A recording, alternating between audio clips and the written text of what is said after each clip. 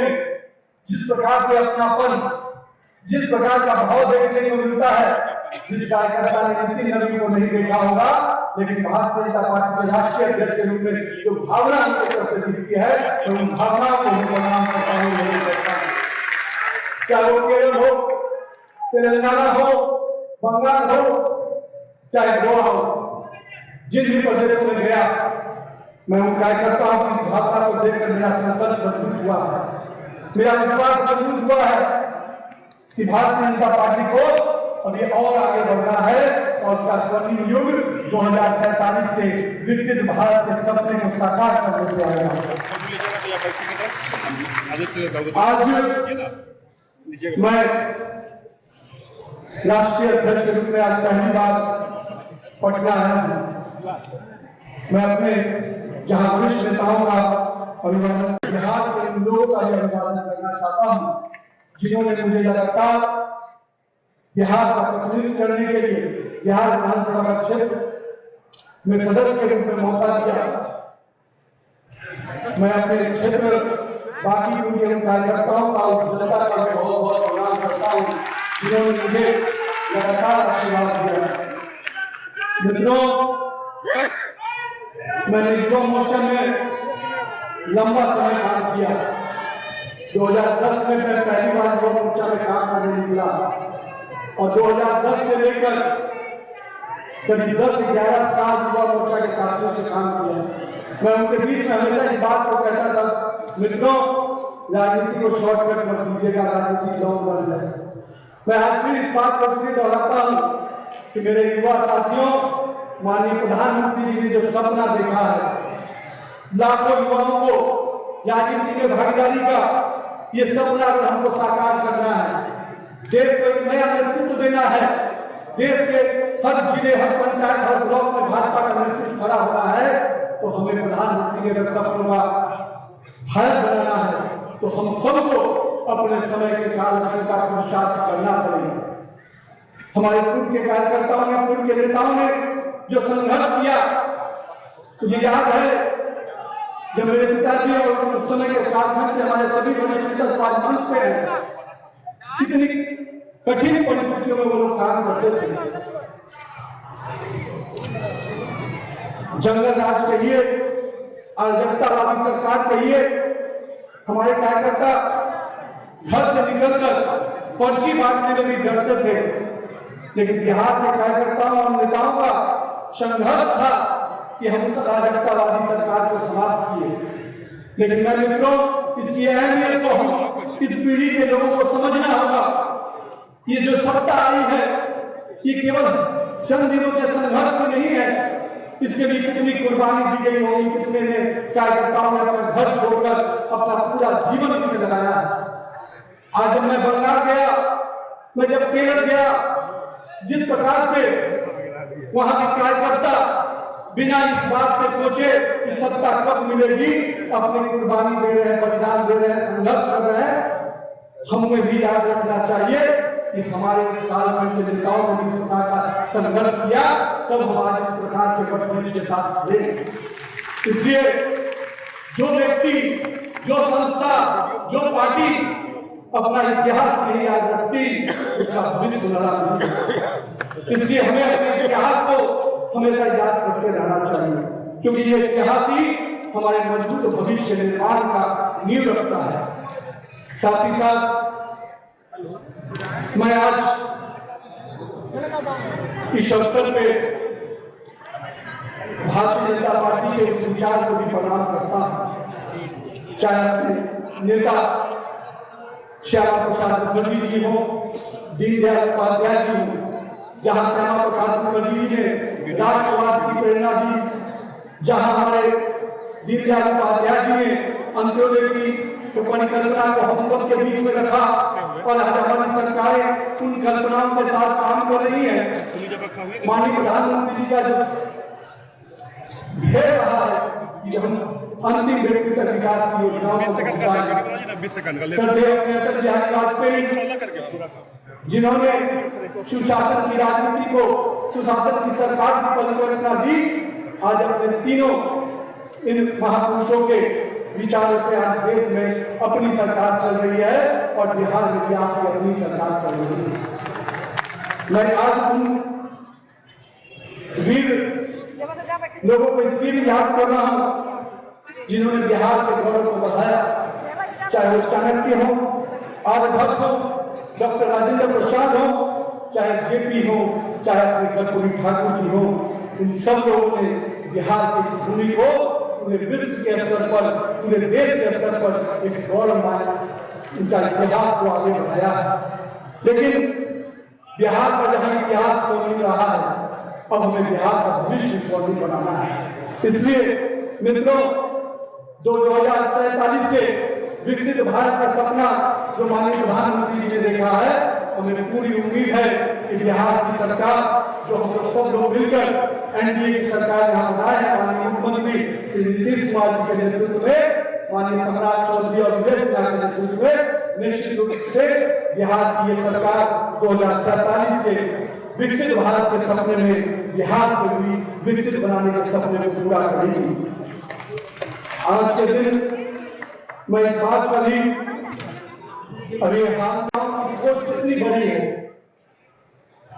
कांग्रेस के पूर्व प्रधानमंत्री जब कहते थे कि मेरे लिए दुनिया में सबसे बड़ी चुनौती क्या है, तो 45 करोड़ जनता है। उस समय के पूर्व के प्रधानमंत्री जी कहते थे कि मेरे लिए सबसे बड़ी चुनौती क्या है, तो 57 करोड़ जनता है। लेकिन हमें गर्व है कि हमारे देश के प्रधानमंत्री शुरू से कहते हैं कि मेरे लिए सबसे बड़ा एसेट क्या है, 140 करोड़ की जनता है जिसके पुरुषार्थ के बल पर ये सोच है हमारे नेतृत्व का, और हमें गर्व है कि हमारे से नेतृत्व के साथ काम करते हैं जिन्होंने एक व्यक्ति को भारत के विकास से जोड़ने का प्रयत्न किया, हमेशा अपने कामों को सेवा के भाव से जोड़ा है। मैं अपने यहाँ पर कार्यकर्ताओं से आग्रह करने आया हूँ। मेरे मित्रों, हम सबको ये याद रखना है कि राजनीति करने के पहले हमें सामाजिक बनने की आवश्यकता है। हम राजनीति कर ही नहीं सकते अगर हम सामाजिक नहीं है। हमें अपने लोगों के साथ जुड़ना होगा, कार्यकर्ताओं के कंधों के हाथ रखकर आगे बढ़ना होगा, कार्यकर्ता को ये विश्वास दिलाना होगा कि हम बिहार के लिए काम करते हैं, हम देश के लिए काम करते हैं, हम नेशन फर्स्ट की परिकल्पना से काम करते हैं, हम पार्टी नेक्स्ट की कल्पना से काम करते हैं, हम सिर्फ राष्ट्र की परिकल्पना से काम करते हैं। इस बात का विश्वास कार्यकर्ताओं को दिलाना होगा। जो पार्टियां जहां पर स्वयं से शुरू होता है और स्वयं में ही खत्म हो जाता है, उन पार्टियों से देश और बिहार का भविष्य नहीं हो सकता है। इसलिए मैं अपने तमाम कार्यकर्ताओं से कहूंगा कि आइए अपनी सरकार के कामों को, अपने सरकार की योजनाओं को नीचे तक ले जाने का संकल्प हमें पूरा करना है। कभी कभी हम ये सोचते हैं कि सरकार लाना हमारा काम है, सरकार को योजनाओं को नीचे ले जाना भी हमारा सबसे बड़ा दायित्व है। इस बात को लेकर आगे बढ़ना है। और मैं मानता हूं हमारे सारे जनप्रतिनिधि, चाहे हमारे मंत्रीगण, हमारे नेतृत्वकर्तागण, सब कोई मिलकर काम करेंगे और हमारी टीम होगी टीम इंडिया, हमारा टीम होगा भारत का वो टीम जिसमें हम सब को एक तरीके का उपयोग है। साथ ही साथ मैं आज ये दिन प्रदेश अध्यक्ष जी को इस बात के लिए बधाई दूंगा कि अगर मन की बात का कार्यक्रम आपने इस रूप में बढ़ाया है, तो इसके लिए यहाँ बैठे सभी कार्यकर्ताओं के साथ मैं आपको बधाई देता हूँ। इसका पूरा श्रेय आपको जाता है। मित्रों, मन की बात केवल एक कार्यक्रम नहीं है, मन की बात इस देश को जानने का एक कार्यक्रम है। इस देश के अलग अलग हिस्सों में हमारे लोग जो बिना किसी प्रतिष्ठा पाए हुए, जो बिना किसी ग्रहण के जानकारी के अपने सेवा भाव से इस देश की सेवा में लगे रहते हैं।